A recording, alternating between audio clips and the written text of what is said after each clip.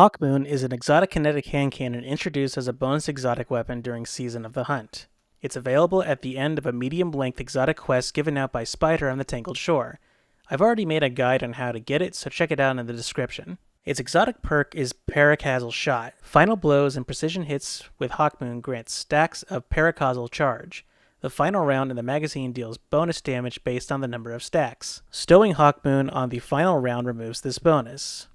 Hawkmoon has the unique honor to become Destiny's first ever exotic to come with random rolls including barrel mods, a perk, and a grip. You can get different versions of Hawkmoon by completing a unique version of the final mission from the exotic quest that includes champions later on in Season of the Hunt. Let me start off by saying thank you to Bungie for bringing back one of my most absolute favorite weapons from the original Destiny. Hawkmoon by far was one of the most consistent and fun to use hand cannons for me in both PvE and PvP. It's just a shame, however, that they had to get rid of Luck in the Chamber, because I think having one random shot do bonus damage wouldn't be a game breaker at all since it's all RNG. However, I can't see why they chose instead to have the extra damage come with the last bullet in the mag, rather than randomly, since Hawkmoon was one of the unholy trinity of hand cannons that broke PvP in year 1 of Destiny 1. In PvE, surprisingly it has a pretty good place thanks to that Paracasual Shot perk. If you manage to get to a times 7 stack, you can shoot out over 50,000 damage in just one shot, and that's before we even get into exotic synergy.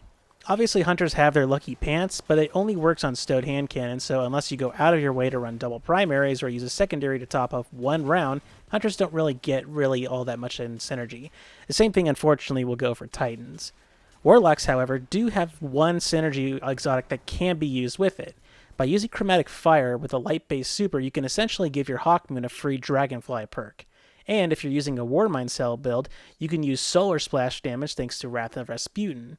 All you need then is a Global Reach mod, and you've got yourself a pretty good and basic Warmind build. Even without it though, being able to add Dragonfly does help, since Hawkmoon doesn't have any kind of damage increasing perks, even with the possible random rolls. Also, as a heads up, you can't use any reload abilities or exotics to get around Paracasual Shots going away when you reload, so no transversive steps, and no hunter reload dodge or any other type of ability. Lucky Pants also does not work despite only putting a single round into the magazine.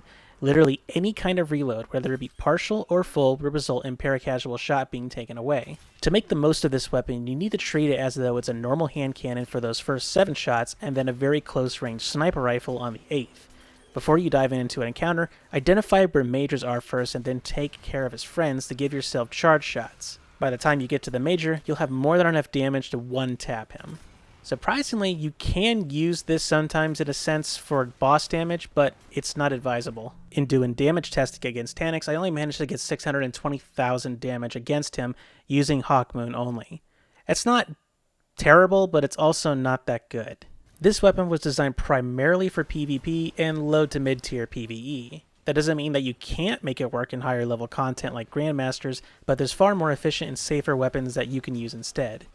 My only other complaint about this weapon is the fact that it is one of only 2 weapons in the game that has an ornament that I think is actually worth real money.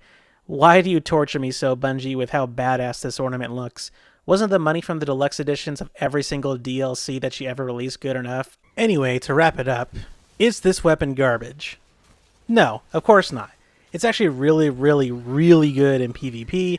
It's also pretty decent in Gambit, and very obviously it's good in PvE. So, should you throw it away? Absolutely not. Thanks for watching. Like, subscribe, follow on Twitter and Twitch, and go lick a pickle.